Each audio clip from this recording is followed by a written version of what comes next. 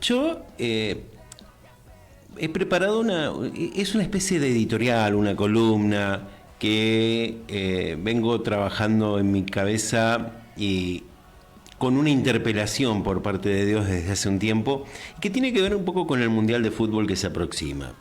El evento más importante del deporte rey, como dirían, quizás es el evento más trascendente del mundo, donde los ojos de todos están en un solo lugar, donde se movilizan cientos, miles de fanáticos, personas que van a hacer hasta lo imposible por estar presentes en ese acontecimiento que detiene las actividades en muchos lugares del planeta.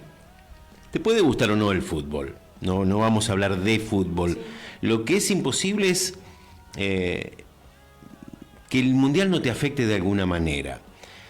Cambian horarios de actividades, los momentos del tráfico en los que enloquece más que lo habitual porque todos quieren llegar a ver tal partido. En otros momentos directamente no hay nadie en la calle. La fanaticada enloquece en cada partido. Cábalas, promesas, rituales, toda una construcción mental que intenta convencerse de que pueden influir en el resultado de un juego en el que participan pocas personas. Y digo pocas en comparación con la cantidad de fanáticos que hay afuera. En un estadio puede haber 100.000 personas, pero los que están definiendo qué pasa son pocos, son 22. Entonces aparece esta palabrita que a mí me viene haciendo ruido desde hace rato, que es fanático.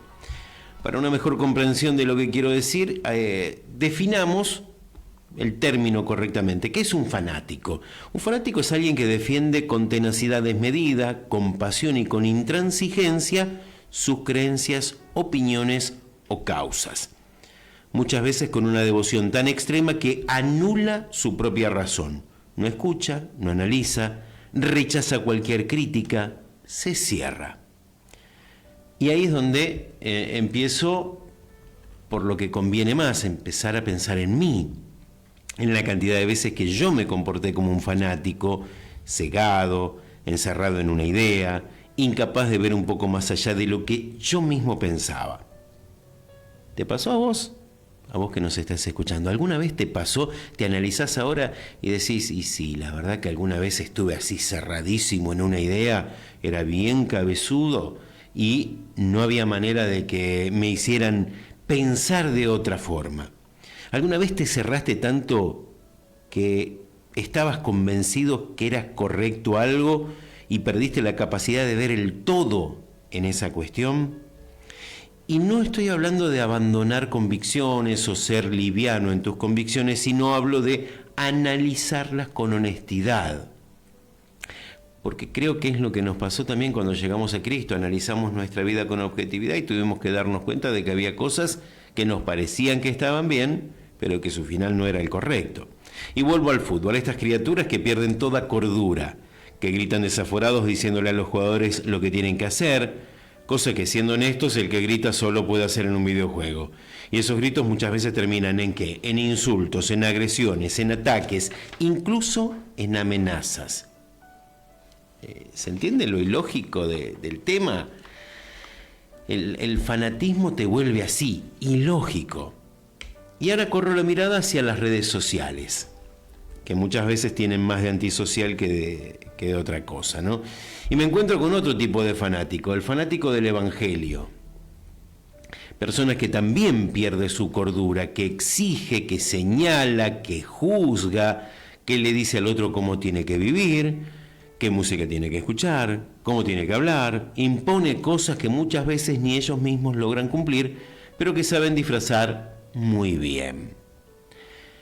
Y otra vez lo mismo, insultos, agresiones, ataques y hasta amenazas, pero ahora escondido detrás del nombre de Dios.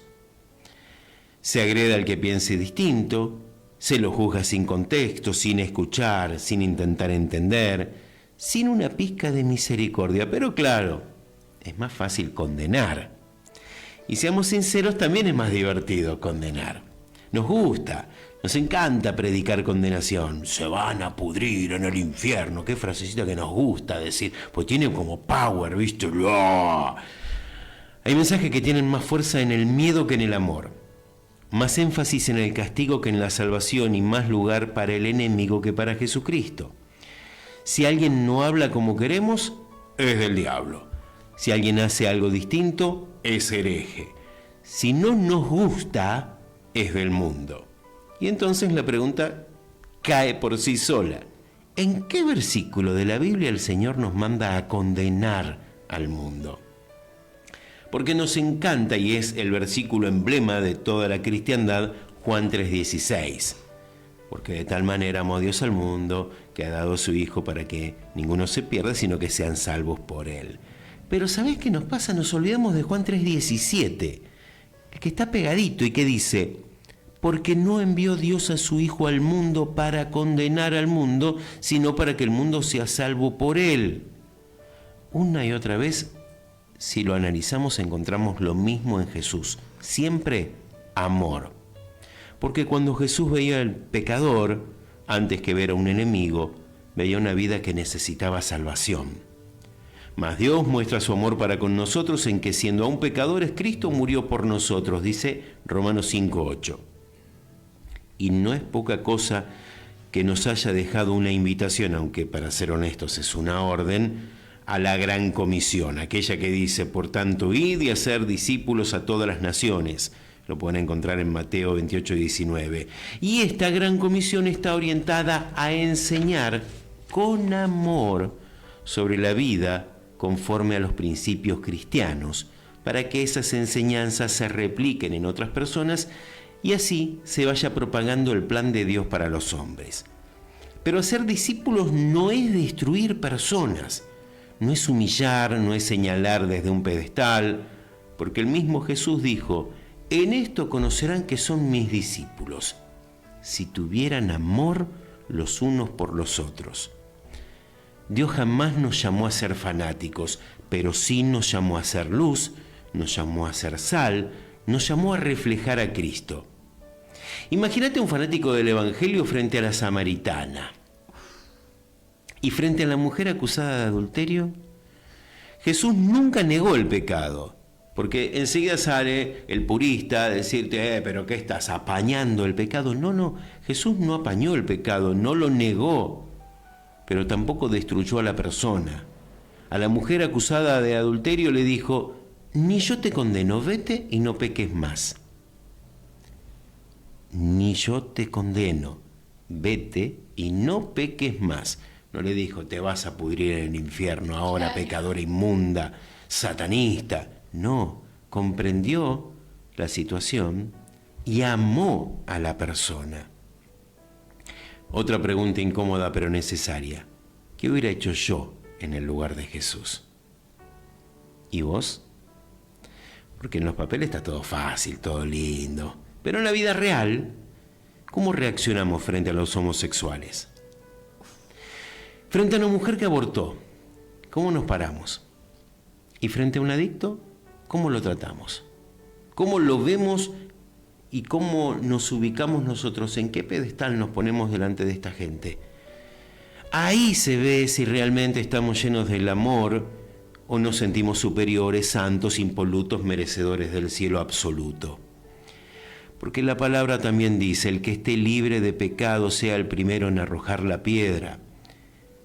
Si nos sinceramos, debemos reconocer que es muy cómodo que le exijamos a quien se acerca a Cristo que cambie su vida antes de sumarse a una congregación. Entonces nos convertimos en un hospital que no acepta enfermos, sino solamente aquellos que ya sanaron. Y no hay nada más lejos de la enseñanza de Jesús que esto, porque Él mismo dijo, no he venido a llamar a justos, sino a pecadores al arrepentimiento, en Lucas 5:32. Y como escribió Pablo, aunque yo hable en lenguas humanas y angélicas, si no tengo amor vengo a ser como metal que resuena o címbalo que retiñe, en el famoso capítulo del amor de Corintios, 1 de Corintios 13. ¿Cuántas veces hacemos mucho ruido, pero no amamos? Somos puro ruido. Entonces el desafío que yo nos traigo, porque esto no es solamente para ustedes que están ahí escuchando, sino es para todos, para nosotros también, es que dejemos de ser cristianos de vidriera y que procuremos que Jesús nos encuentre buscando parecernos más a Él y menos a una tribuna que solo grita desaforadamente, que nos pasamos la vida gritándole al otro lo que tiene que hacer y no lo hacemos nosotros. Porque al final, la fe verdadera no se demuestra gritando más fuerte, sino amando más profundamente.